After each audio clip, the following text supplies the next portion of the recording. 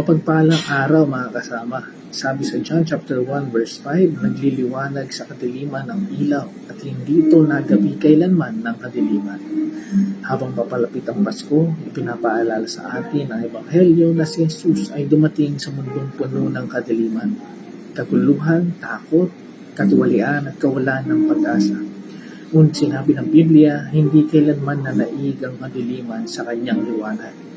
Bilang mga tagapagtutupad ng batas, tayo ang nangunguna ng laban sa iba't ibang anyo ng kadiliman sa lipunan.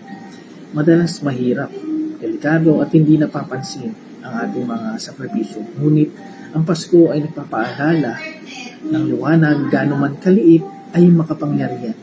Ang bawat kilos ng katapatan, malasakit at integridad ay ilaw na sumisira sa dilim.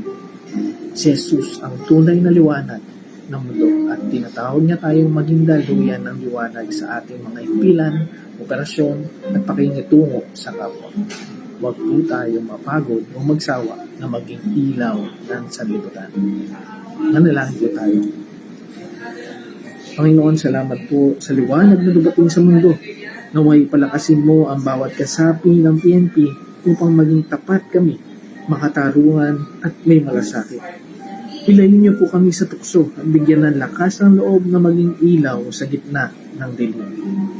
Amen.